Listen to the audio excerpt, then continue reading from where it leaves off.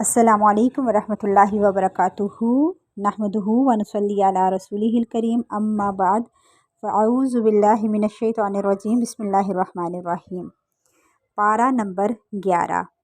पारा 10 से याद रखने वाली बातें गुनाहों, नाशुक्री और दीन से दूरी की बिना पर नेमत छिन जाती है। ग़ज़वा तबूक में सबको निकलने का हुक्म दिया गया। जंग नहीं हुई मगर सबकी आजमाइश होगी। अल्लाह हमें कुरान में खूब गौर व फ़िक्र करने की तौफ़ीक दे। पारा 11। पिछले पारा 10 में सूरह तौबा में जंग तबूक का जिक्र था और मुनाफिकीन का भी तज़किरा था। पारा 11 का आगाज़ भी मुनाफिकीन का जिक्र ही आ रहा है।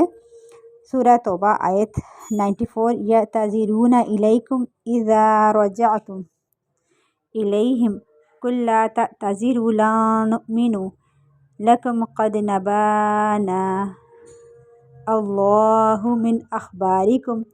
तर्जुमा: जब तुम इनके पास वापस आओगे तो वो तुम्हारे सामने माजरत शुरू कर देंगे। आप इनसे कह दीजिए, बहाने ना बनाओ, हम तुम्हारी बातों पर यकीन नहीं करेंगे क्योंकि अल्लाह ने हमें तुम्हारे हालात बतला दिए हैं। ये आयात जंग तबूक से वापसी पर नाजिल हुई। यहाँ कुछ लोगों का जिक्र किया जा रहा है जो उज़्र बहाने करके नबी सल्लल्लाहु अलैहि वसल्लम की खिदमत में पेश होने वाले थे। इशारा है इन मुनाफिकीन की तरफ जो जंग तबूक में शरीक नहीं हुए थे और उज़्र बहाने करके पीछे रह गए थे। इसके अलावा कुछ और लोग भी थे जो हकीकी माजूर थे, जो जंग में शरीक नहीं हो सके थे।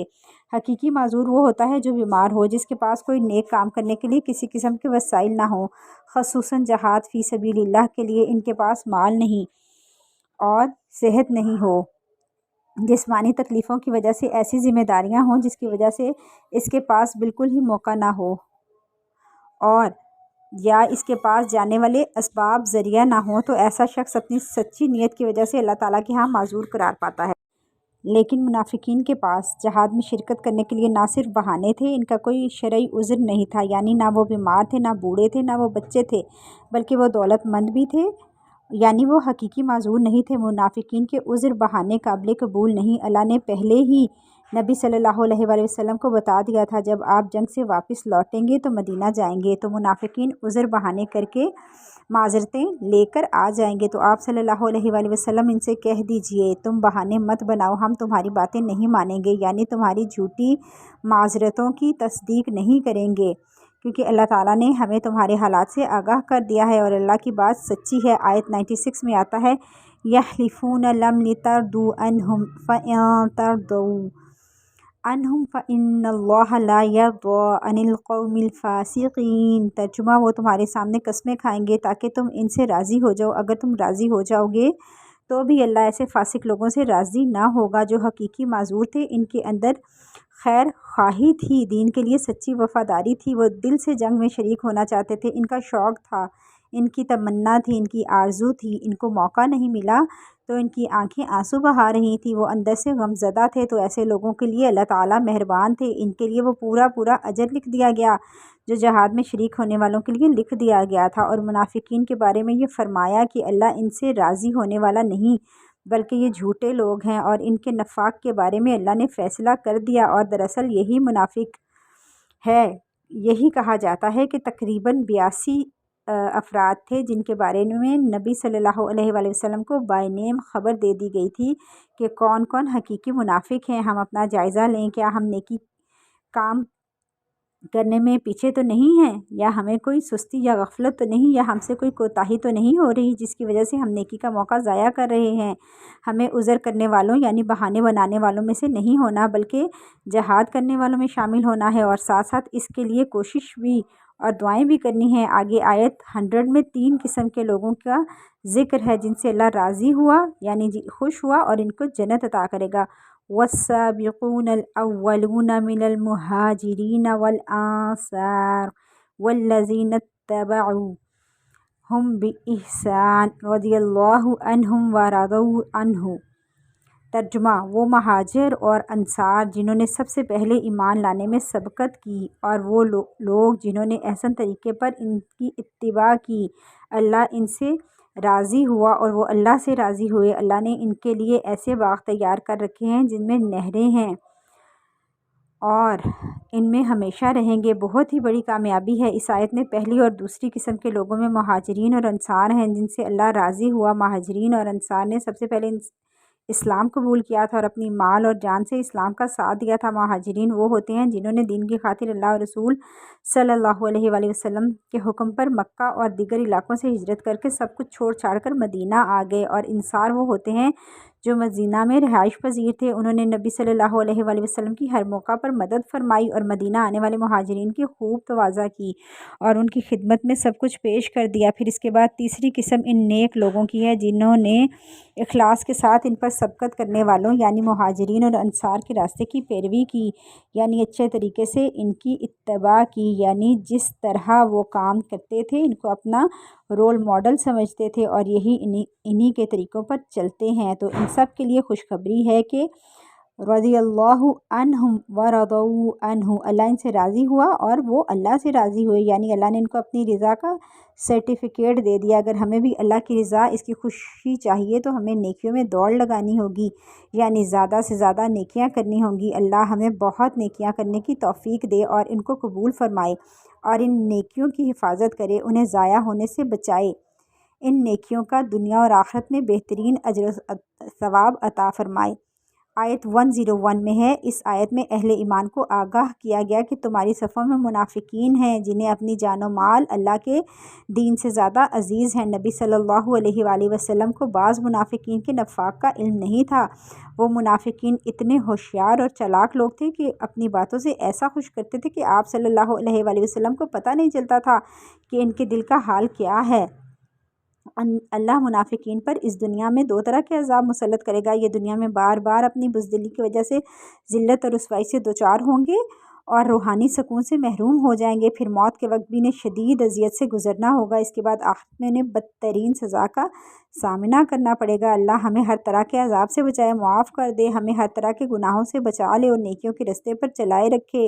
اس کے بعد آنے والی آیات میں 102 سے 106 میں ان دو گروہ کا ذکر ہے جو غزوہ تبوک میں بغیر کسی شرعی عذر کے شرکت سے محروم ہو گئے، لیکن انہیں اپنی اس محرومی پر شدید احساس ندامت تھا۔ ان میں سے ایک گروہ نے نبی صلی اللہ علیہ وآلہ وسلم کی واپسی سے قبل خود ہی کو سزا دے دی اور مسجد نبوی میں خود کو ستونوں سے باندھ لیا۔ یہ وہ لوگ تھے جن کے اعمال کچھ ملے جلے تھے، یعنی کچھ نیکیاں تھیں کچھ غلطیاں تھیں، تو انہوں نے اپنے گناہوں کا اعتراف کر لیا، توبہ اور صدقہ کیا۔ اللہ کے رسول صلی اللہ علیہ وسلم نے انہیں بشارت دی کہ اللہ نے انہیں معاف کر دیا ہے۔ اللہ کی طرف سے حکم ہے کہ وہ اپنے گناہوں کی تلافی کے لیے صدقہ و خیرات دو۔ جب انسان کو پتہ ہے کہ کچھ نیکیاں کر رہا ہوں تو اور مجھ سے کچھ غلطیاں بھی ہو رہی ہیں، تو اپنے گناہوں کے ازالہ اور کفارہ اور انہیں دھونے کے لیے صدقہ کرتا رہے۔ صدقہ نفاق کو دور کرتا ہے، صدقہ نفس کو پاک کرنے کا ذریعہ ہے، غم کا، بیماریوں کا علاج ہے صدقہ۔ ہم میں سے بھی کچھ لوگ نیک کام کر لیتے ہیں، پھر کچھ خرابیاں بھی کر لیتے ہیں، تو وہ توبہ کے ساتھ ساتھ صدقہ و خیرات کی کثرت کریں۔ جب بھی کوئی گناہ ستائے تو اس گناہ کو یاد کر کے صدقہ کریں تاکہ دل ٹھنڈا ہو جائے اور تسکین آ جائے، اور امید رکھنی چاہیے کہ وہ غفور اور رحیم ہے۔ دوسرے گروہ میں 3 صحابہ کرام رضی اللہ عنہم تھے، انہوں نے خود کو تو سزا نہیں دی لیکن نبی صلی اللہ علیہ وآلہ وسلم کی خدمت میں آ کر اپنی غلطی کا اعتراف کیا۔ اللہ کی طرف سے ان کو سزا دی گئی اور تمام مسلمانوں کو ان سے تعلقات منقطع کرنے کا حکم دیا۔ یہ سزا 50 دن تک جاری رہی، پھر اللہ نے انہیں معاف کر دیا۔ باقی 107 میں آیت میں کٹر منافقین کا ذکر آیا ہے، منافقین کی ایک سازش کا ذکر آ رہا ہے۔ تو سورہ توبہ آیت نمبر 107، وَالَّذِينَ اتَّخَذُوا مَسْجِدًا ضِرَارًا وَكُفْرًا وَتَفْرِيقًا بَيْنَ الْمُؤْمِنِينَ۔ ترجمہ نیز کچھ اور لوگ ہیں جنہوں نے ایک مسجد بنائی اس لیے کہ وہ دعوت حق کو نقصان پہنچائیں، کفر پھیلائیں، مومنوں میں تفرقہ ڈالیں۔ مدینہ میں 2 مساجد تھیں، ایک مسجد نبوی جو مدینے کے اندر تھی اور ایک مدینے سے باہر مسجد قباء تھی۔ منافقین اپنے کاموں کے لیے منافقت اور اپنی خفیہ سرگرمیوں کے لیے ایک مرکز چاہتے تھے۔ انہوں نے سوچا کہ ہم بھی ایک مسجد بنا لیں جہاں ہم بیٹھ کر مسلمانوں کے خلاف سازشیں کریں، پلاننگ کریں۔ منافقین کا اس مسجد کو بنانے کا مقصد اسلام کو فائدہ دینا نہیں بلکہ کفر کو فائدہ دینا تھا۔ اللہ ان کی حرکتوں سے خوب واقف تھا، حالانکہ مسجد تو صرف اللہ کی رضا کے لیے بنائی جاتی ہے، کوئی دوسرا مقصد نہیں ہوتا۔ منافقین نے جو مسجد بنانے کو سوچا، قرآن میں اس مسجد کا نام مسجد ضرار آیا ہے، یعنی نقصان پہنچانے والی مسجد۔ منافقین نے مسجد بنائی تو چاہا کہ اس مسجد کا افتتاح نبی صلی اللہ علیہ وآلہ وسلم کریں تاکہ کسی کو کوئی اعتراض ہی نہ ہو، لیکن اللہ نے وحی کے ذریعے نبی صلی اللہ علیہ وآلہ وسلم کو آگاہ کر دیا یہ فتنہ اور سازش ہے، اور حکم دیا آپ صلی اللہ علیہ وآلہ وسلم ہرگز اس مسجد میں نماز نہ پڑھیں۔ اس کے قریب ہی اسلام کی پہلی مسجد قباء ہے جو پہلے دن سے ہی تقویٰ کی بنیاد پر قائم ہے، اس میں نماز پڑھیں۔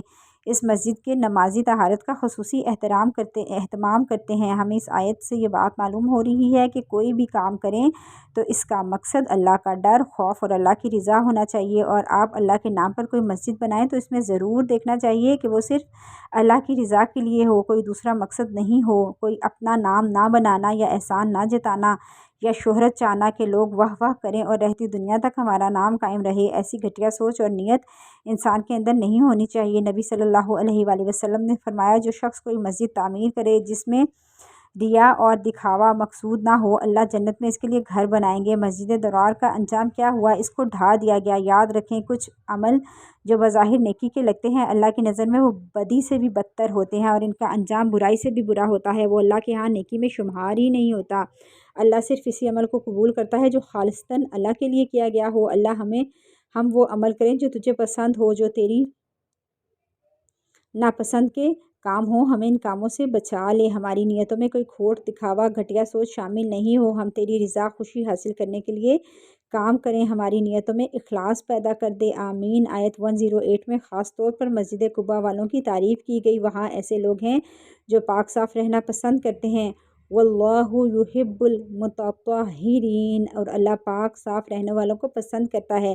یاد رکھیں دن میں تو انسان پاک صاف ہوتا ہے، لیکن رات میں بھی ہمیں پاک صاف ہو کر سونے کی کوشش کرنی چاہیے، اس لیے باوضو ہونا چاہیے۔ نبی صلی اللہ علیہ وآلہ وسلم نے فرمایا جو آدمی باوضو رات گزارتا ہے ایک فرشتہ اس کی چادر میں رات گزارتا ہے۔ جب وہ بندہ رات کی کسی گھڑی بیدار ہوتا ہے تو فرشتہ کہتا ہے اے اللہ اپنے فلاں بندے کو بخش دے کیونکہ اس نے باوضو حالت میں رات گزاری، یعنی ساری رات فرشتہ استغفار کرتا ہے۔ یہ چھوٹا سا عمل ہے، آج ہی سے اس پر عمل کرنا شروع کر دے۔ رمضان میں تو نیکیوں کا مہینہ ہے، ہر نیکی پر زیادہ اجر و ثواب ہے، تو آج سے یہ عادت ڈالنی ہے کہ رات کو سونے سے پہلے وضو کر کے سونا ہے، بہت اچھی نیند آئے گی۔ اگر آپ کسی کو 5,000 روپے بھی دے کر کھڑا کر دیں کہ آج تم پوری رات جاگو اور اس جائے نماز پر بیٹھ جاؤ اور صرف میرے لیے استغفار کرو، تو کوئی بھی نہیں کرے گا۔ ہر ایک کو نیند پیاری ہے، لیکن ایک فرشتہ جو آپ سے کچھ بھی چارج نہیں کرتا، وہ صرف اتنا چاہتا ہے کہ آپ صاف ستھرے ہوں تو وہ پاس آئے، اور خصوصاً عبادت کے وقت باوضو ہونے کا اہتمام جیسے کہ نماز پڑھنا۔ یہاں مسجد قباء کی فضیلت بھی پتہ چل رہی ہے۔ نبی صلی اللہ علیہ وآلہ وسلم نے فرمایا جو شخص اپنے گھر سے خوب اچھی طرح وضو کر کے مسجد قباء آ کر نماز پڑھے تو اس کو عمرے کے برابر ثواب ملے گا۔ اللہ ہم سب کو عمرہ کی سعادت نصیب فرمائے۔ آگے آیت 111 کا ترجمہ ہے۔ ترجمہ اللہ تعالیٰ نے اپنے مومنوں سے ان کی جانیں اور ان کے مال جنت کے بدلے خرید لیے، اور وہ اللہ کی راہ میں لڑتے ہیں، مارتے بھی ہیں اور مرتے بھی ہیں۔ توریت، انجیل اور قرآن پاک سب کتابوں میں اللہ کے ذمہ یہ پختہ وعدہ ہے، اور اللہ سے بڑھ کر اپنے وعدے کو وفا کرنے والا کون ہو سکتا ہے؟ لہٰذا اے مسلمانوں، تم نے جو سودا کیا ہے اس پر خوشیاں مناؤ، اور یہی بہت بڑی کامیابی ہے۔ جان اور مال، یہ دو چیزیں انسان کو بہت پیاری ہوتی ہیں۔ انسان ان دو چیزوں کی پرواہ نہیں کرتا، خوشی خوشی اللہ کے راستے میں لگاتا ہے، خواہ وہ میدان جنگ ہو یا کہیں اور اللہ کا کام کر رہا ہو، ایسے شخص سے اللہ راضی ہو جاتا ہے۔ نبی صلی اللہ علیہ وآلہ وسلم نے فرمایا خبردار سن لو، اللہ کا سودا بڑا مہنگا ہے، سن لو بے شک اللہ کا سودا جنت ہے، تم سے مال اور جان لیتا ہے اور بدلے میں جنت دیتا ہے، لیکن یاد رکھیے جنت صرف ہمارے اعمال کا صلہ نہیں ہو سکتی، ہمارے اعمال پھر بھی تھوڑے ہیں، جنت خریدنے کے لیے کافی نہیں۔ یہ اللہ کا فضل اور رحمت ہوتی کہ انسان جنت تک پہنچ سکے۔ اس سودا کرنے والوں کی خصوصیات کیا ہوتی ہیں وہ آیت 112 میں بتائی گئی ہیں۔ اللہ کے محبوب بندوں کی صفات بیان کی گئی ہیں، اور وہ صفات یہ ہیں۔ آیت 112 التائبون العابدون الحامدون السائحون الراکعون الساجدون الآمرون بالمعروف والناہون عن المنکر والحافظون لحدود اللہ وبشر المؤمنین۔ وہ بار بار اللہ کے حضور توبہ استغفار کرنے والے ہیں، یعنی چھوٹی بڑی غلطیوں پر انہیں دھڑکا لگا رہتا ہے کہ کہیں اللہ ناراض نہ ہو جائے، بار بار اللہ کی طرف رجوع کرتے ہیں۔ اللہ نے محبوب بندوں کی یہاں دوسری خصوصیت بتائی ہے کہ وہ پوری زندگی میں ذوق و شوق کے ساتھ اللہ کی بندگی کرنے والے ہیں، یعنی صرف فرض ادا نہیں کرتے، نوافل کا بھی اہتمام کرتے ہیں۔ پھر تیسری خصوصیت یہ ہے کہ وہ کثرت سے نعمتوں کا شکر بجا لانے والے ہیں، یعنی ہر حال میں اللہ کی تعریف کرتے ہیں، اچھے برے حال میں اللہ سے راضی ہوتے ہیں۔ پھر چوتھی خصوصیت کہ وہ اللہ کے دین کی خاطر آسائشوں اور دنیاوی لذتوں سے کنارہ کشی کر لیتے ہیں تاکہ باہر نکل کر اللہ کے دین کی تبلیغ اور جہاد کر سکیں اور آخرت کی کامیابی کے حصول کے لیے تن من دھن لگا سکیں، یعنی وہ اپنے گھر سے علم حاصل کرنے کے لیے نکلتے ہیں، حج و عمرہ کے لیے نکلتے ہیں، نیکی کے کاموں کے لیے نکلتے ہیں، اللہ کے دین کو پھیلانے کے لیے، خواہ جہاد کا معاملہ ہو، دعوت دین ہو، لوگوں کی اصلاح ہو۔ دنیا میں اللہ کی جو مختلف طرح کی نشانیاں ہیں بکھری ہوئی ہیں، جنہیں دیکھ کر اللہ پر ایمان اور بڑھ جائے، ان کو دیکھنے کے لیے سفر ہو، اسی طرح حلال رزق کی تلاش میں سفر کرنے والے بھی۔ پھر یہ خصوصیت کہ وہ اللہ کی بارگاہ میں جھکنے اور عاجزی کرنے والے ہیں اور وہ اللہ کی رضا کے سامنے بالکل ہی بچ جانے والے ہیں اور سر بسجود ہونے والے ہیں۔ وہ نیکیوں کو پھیلانے والے اور برائیوں کو روکنے والے ہیں۔ وہ اللہ کے حدود اور شعائر دین کی حفاظت کرنے والے ہیں، یعنی ایک طرف نیک کام کرنے والے اور دوسری طرف بڑی احتیاط برتنے والے ہیں۔ زندگی میں اللہ نے جہاں جہاں روکا ہے وہاں رک جائیں، حدوں کو پار نہ کریں۔ جن چیزوں کو اللہ نے حرام قرار دیا ان کو اپنی زندگی میں حرام کر لیں، چاہے وہ اقوال میں سے ہوں یا افعال میں سے۔ اللہ ہمارے اندر یہ ساری صفات ڈال دے، ہمیں متقی بنا دے اور اللہ ہم سے راضی ہو جائے، آمین۔ آیت 113 میں آتا ہے ترجمہ: نبی اور ایمان والوں کے لیے یہ مناسب نہیں کہ وہ مشرکوں کے لیے بخشش طلب کریں، خواہ وہ ان کے قریبی رشتہ دار ہی کیوں نہ ہوں، جب ان پر یہ بات واضح ہو چکی ہے کہ مشرکین دوزخی ہوتے ہیں، یعنی وہ شخص جس کی موت کفر پر ہو، اس کے لیے بخشش کی دعا نہیں کی جا سکتی۔ ہاں، اگر کوئی آپ کے رشتہ دار یا کوئی دوست ہیں تو ایسے جو نان مسلم ہیں لیکن فوت ہو گئے ہیں تو آپ ان کی تجہیز و تکفین میں شامل ہو سکتے ہیں، لیکن دعائے مغفرت نہیں کر سکتے۔ اگر والدین زندہ ہیں لیکن کفر پر ہیں، ان کے لیے دعا کرنا جائز ہے، لیکن اگر فوت ہو گئے ہیں تو پھر دعا نہیں ہو سکتی ان کے لیے بھی، یعنی اپنے والدین تک کے لیے نہیں ہو سکتی اگر وہ کفر پر مریں یا شرک پر مریں۔ آگے آیت کا موضوع ہے کہ نبی صلی اللہ علیہ وآلہ وسلم سے محبت اپنی جان سے بھی بڑھ کر ہونی چاہیے۔ آیت 120 کا ترجمہ ہے، ترجمہ: اہل ایمان کے لیے اور ان دیہاتیوں کے لیے جو ان کے گرد و نواح میں بستے ہیں یہ مناسب نہیں کہ وہ جہاد میں رسول اللہ صلی اللہ علیہ وآلہ وسلم سے پیچھے رہ جائیں اور اپنی جانوں کو آپ کی جان سے عزیز تر سمجھیں۔ یہ اس لیے کہ مجاہدین اللہ کی راہ میں پیاس، تکان، بھوک کی جو بھی مصیبت جھیلتے ہیں یا کوئی ایسا مقام طے کرتے ہیں جو کافروں کو ناگوار ہو یا دشمن سے وہ کوئی کامیابی حاصل کرتے ہیں تو ان کے لیے نیک عمل لکھ دیا جاتا ہے۔ اللہ تعالیٰ یقیناً اچھے کام کرنے والوں کے اجر کو ضائع نہیں کرتا۔ اہل ایمان اللہ کی راہ میں نکل کے جو بھی بھوک پیاس برداشت کرتے ہیں، جو دشمنوں کی سرزمین کو پامال کرتے ہوئے ان کے علاقے فتح کرتے ہیں اور اللہ کی راہ میں کم یا زیادہ جو بھی مال خرچ کرتے ہیں، تو یہ سب اعمال اللہ کے ہاں محفوظ کیے جا رہے ہیں تاکہ انہیں بہترین بدلہ دیا جائے۔ اللہ کے راستے میں انسان کو کوئی چھوٹی سی تکلیف بھی پہنچتی ہے تو اللہ تعالیٰ اس پہ بے پناہ اجر عطا کرتا ہے۔ انسان جب اللہ کی اطاعت کرتا ہے تو اس کا کھڑا ہونا، اس کا بیٹھنا، اس کا چلنا سب نیکیوں میں لکھ دیا جاتا ہے۔ نبی صلی اللہ علیہ وآلہ وسلم نے فرمایا، جب انسان وضو کر کے مسجد کے اندر آتا ہے تو وہ ہر قدم جو مسجد کی طرف اٹھاتا ہے اس کے ایک قدم کے عوض 10 نیکیاں لکھی جاتی ہیں۔ ہر چھوٹی بڑی چیز پر اجر لکھا جا رہا ہوتا ہے۔ اگر آپ گھر سے حج عمرہ کرنے نکلتے ہیں، سارا رستہ آپ کے لیے ایک ایک قدم پر نیکی لکھی جاتی ہے۔ نیک اعمال کا اجر تھکاوٹ کے مطابق ہے۔ جتنا کسی کام میں آپ اپنے آپ کو زیادہ تھکاتے ہیں، محنت کرتے ہیں، اس کا اجر اتنا ہی زیادہ ہوتا ہے۔ اگر انسان کسی عذر اور مجبوری کی وجہ سے کر نہیں سکتا تو اس کی نیت کو قبول کر لیتا ہے، یعنی اگر وہ بیمار ہے یا سفر پر ہو تو بھی ان کے نامہ اعمال میں وہ سارے اعمال ویسے ہی لکھ دیے جاتے ہیں جیسے کہ صحت کی حالت میں مستقل طور پر کرتے رہے ہوں۔ نیک عمل کی تو نیت پر بھی اجر مل جاتا ہے۔ نبی صلی اللہ علیہ وآلہ وسلم نے فرمایا، جو اپنے بستر پر آئے اور اس کی نیت یہ ہو کہ رات کو اٹھ کر نماز پڑھوں گا، یعنی تہجد پڑھوں گا، پھر اس پر نیند کا غلبہ ہو، سوتے وقت صبح ہو گئی ہو تو اس کو جس عمل کی تہجد کی نیت نے سلا دیا تھا تو ثواب بھی ملے گا۔ تہجد لکھے گئے اور نیند اس کے رب کی جانب سے اس پر صدقہ ہے، یعنی اللہ تعالیٰ اس پر بھی راضی ہوا اور اس کو ایک طرح سے سکون دے دیا۔ آیت 122 میں دین سیکھنے سکھانے کی اہمیت بتائی گئی ہے۔ وَمَا كَانَ الْمُؤْمِنُونَ لِيَنفِرُوا كَافَّةً فَلَوْلَا نَفَرَ مِن كُلِّ فِرْقَةٍ مِّنْهُمْ طَائِفَةٌ لِيَتَفَقَّهُوا فِي الدِّينِ وَلِيُنذِرُوا قَوْمَهُمْ إِذَا رَجَعُوا إِلَيْهِمْ لَعَلَّهُمْ يَحْذَرُونَ۔ ترجمہ: مومنوں کے لیے یہ ممکن نہیں کہ وہ سب کے سب نکل کھڑے ہوں، پھر ایسا کیوں نہ ہوا کہ ہر فرقے میں سے کچھ لوگ دین میں سمجھ پیدا کرنے کے لیے نکلے تاکہ جب وہ ان کی طرف واپس جاتے تو اپنے لوگوں کو برے انجام سے ڈراتے، اسی طرح شاید وہ برے کاموں سے بچے رہتے۔ غزوہ تبوک میں سب کو نکلنے کا حکم تھا، لیکن یہ حکم ہمیشہ کے لیے باقی نہیں رہا۔ جب تک جنگ تبوک میں پیچھے رہ جانے والوں سے اظہار ناراضگی کیا گیا، ہر مسلمان کی خواہش اور کوشش یہ ہوگی کہ آئندہ ہم جنگ میں ضرور جائیں گے، تو اس پر یہ آیت اتری کہ تمام مسلمانوں کو ہر مہم کے لیے نہیں نکل جانا چاہیے کہ رسول اللہ صلی اللہ علیہ وآلہ وسلم مدینہ میں اکیلے رہ جائیں، بلکہ ہر قبیلے میں سے کچھ لوگوں کو مدینے میں آپ کے پاس آ کر بھی رہنا چاہیے تاکہ وہ مدینہ کے رسول اللہ صلی اللہ علیہ وآلہ وسلم کی پہرے داری کا فریضہ بھی انجام دیں اور علم بھی حاصل کریں اور واپس جا کر اپنی قوم کو تعلیم دین سے آراستہ کریں۔ تو اس سے یہ پتہ چلتا ہے کہ دین کا علم حاصل کرنے کے لیے بہت اہمیت ہے۔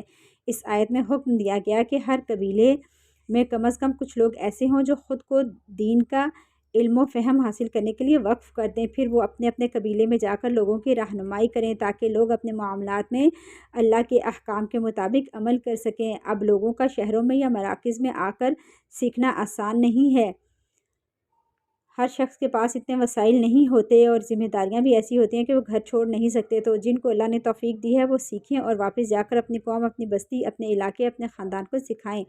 جب آپ ہمت کر لیتے ہیں تو اللہ تعالیٰ ایسے راستے آسان کر دیتا ہے، آپ سوچ بھی نہیں سکتے۔ یہ انبیاء کا ورثہ ہے، جس نے اسے حاصل کیا اس نے انبیاء کی وراثت سے بہت سارا حصہ حاصل کر لیا۔ اچھائی بانٹنے والے بنے، خیر کی بات دوسروں تک پہنچانے والے بنے، چاہے خود بول کر یا کوئی لنک فارورڈ کر کے یا کسی کی رہنمائی کر کے یا اس کو رائٹ دے کر، کسی بھی طرح کے لوگوں کو خیر کی بات پہنچانے والے بن جائیں۔ نبی صلی اللہ علیہ وآلہ وسلم نے فرمایا، یقیناً اللہ اس کے فرشتے اور تمام اہل زمین اور تمام اہل آسمان، یہاں تک کہ چونٹی اپنے سوراخ میں مچھلیاں بھی اس شخص کے لیے دعائے خیر کرتی ہیں جو لوگوں کو بھلائی کی باتیں سکھاتا ہے۔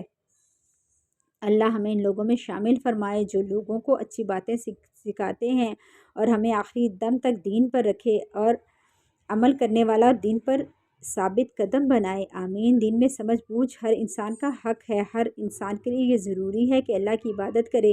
جب تک عبادت کا طریقہ ہی معلوم نہیں ہوگا تو اس وقت تک عبادت نہیں ہو سکتی۔ جیسے جب وضو کا طریقہ نہیں معلوم تو وضو درست نہیں، وضو درست نہیں تو نماز درست نہیں، اگر وضو درست ہے تو نماز کا طریقہ معلوم نہیں، نماز درست نہیں تو نماز درست نہیں تو وہ قبول نہیں ہوئی۔ اسی طرح زکوٰۃ دینے کا بھی طریقہ معلوم نہیں، اس کی اہمیت معلوم نہیں، لوگ زکوٰۃ ہی نہیں دیتے۔ اس طرح حج کا طریقہ، حلال و حرام، ان چیزوں کی تعلیم کو عام کرنا مسلمانوں کی ذمہ داری ہے۔ اس فریضہ میں جان اور مال دونوں لگانے کی ضرورت ہے۔ ہر شخص کا یہ فرض ہے جو خیر کی بات اس کو پتہ چلے وہ آگے ضرور شیئر کرے۔ ہمیں دنیا بھر کی خبریں خاندان بھر کی معلوم ہوتی ہیں، کچھ لوگوں کو معلوم ہوتی ہیں کہ کون کیا کر رہا ہے، وہ سارا دن فون لے کر خبریں معلوم کر کے دوسروں کو بتاتے ہیں۔ اس سے بہتر ہے علم حاصل کریں اور اپنے گھر والوں کو اور دوسروں کے ساتھ شیئر کریں، اور جو اچھی بات آپ کو ملے وہ آپ کی خیر و بھلائی کا باعث بنے انشاءاللہ۔ آیت 124 کا ترجمہ ہے، اور جب کوئی نئی صورت نازل ہوتی ہے تو منافقوں میں 6 لوگ ایسے ہیں جو مسلمانوں سے کہتے ہیں، اس صورت میں تم نے کس کے ایمان میں اضافہ کیا؟ تو اس کا جواب یہ ہے کہ جو لوگ ایمان لائے اور اس صورت میں فی الواقعہ ان کے ایمان میں اضافہ کیا وہی اس صورت کے نازل ہونے میں خوش ہوتے ہیں۔ حقیقت یہ ہے کہ قرآن کو سیکھنے، اس میں غور و فکر کرنے، اس میں تدبر کرنے اور اس پر عمل کرنے سے انسان کا ایمان بڑھتا ہے، اور اگر انسان قرآن سے تعلق کاٹ لیتا ہے تو ایمان گھٹتا ہے اور گناہوں میں بھی ایمان گھٹتا ہے۔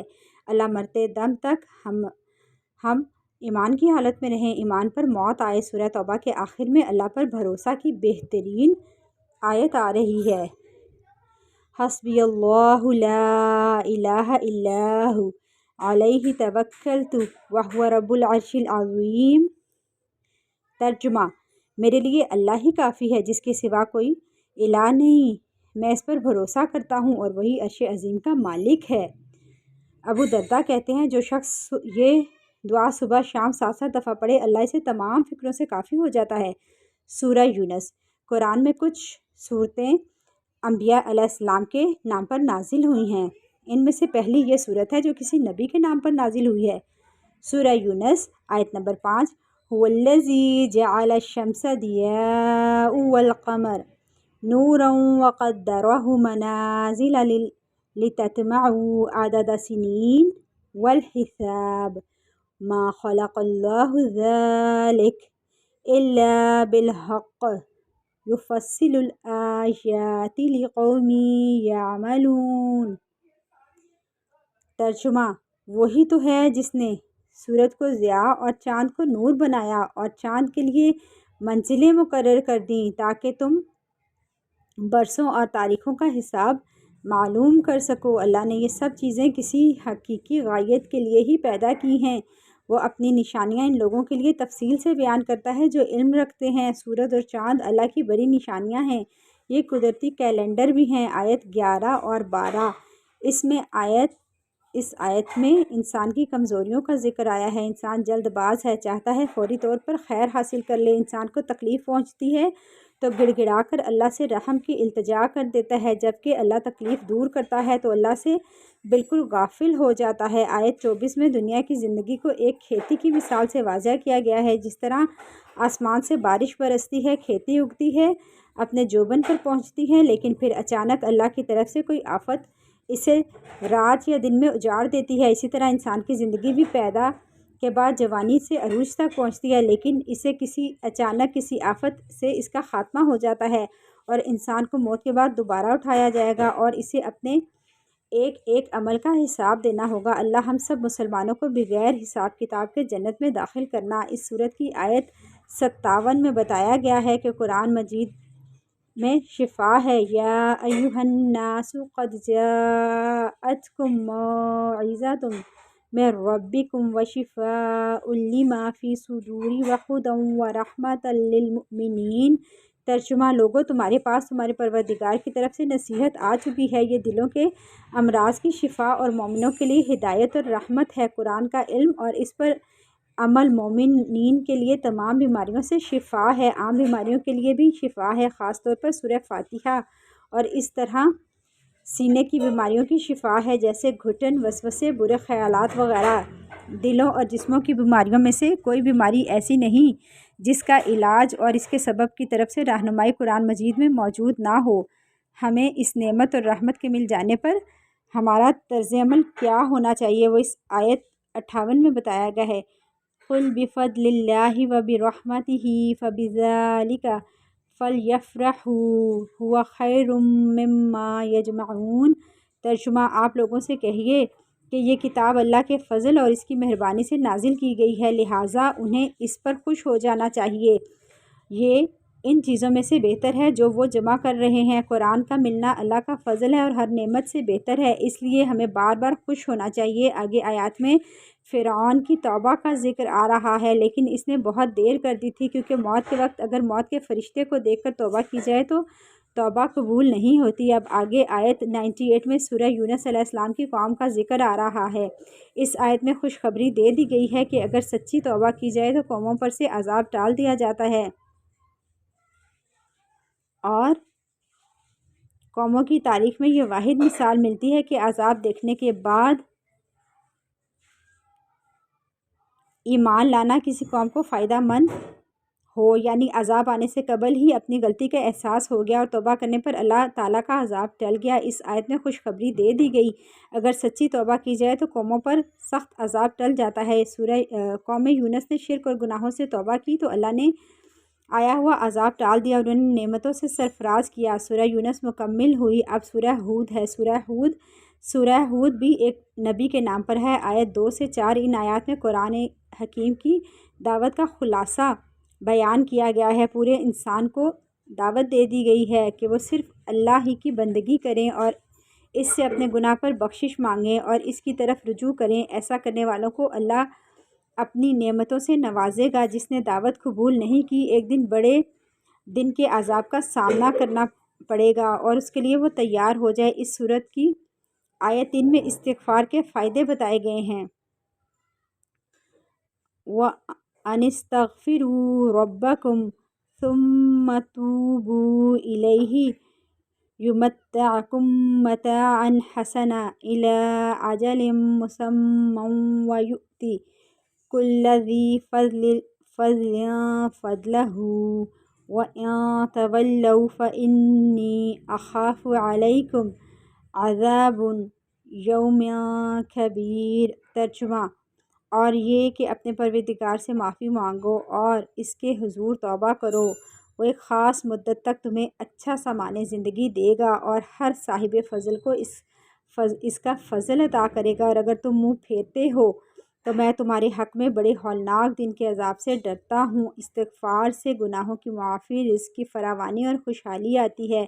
آج ہی سے آپ سب نے استغفار پڑھنے کی عادت ڈالنی ہے۔ الحمدللہ پارہ 11 مکمل ہوا۔ اللہ ہم سب کا دورہ قرآن سننا قبول فرما لے، ہمارے اندر جو برائیاں ہیں وہ دور فرما لے، اچھی عادتیں پیدا کر دے اور اچھے اخلاق والا بنا دے، ہمارے تمام گناہوں کو بخش دے اور ہم سے راضی ہو جا۔ آمین یا رب العالمین۔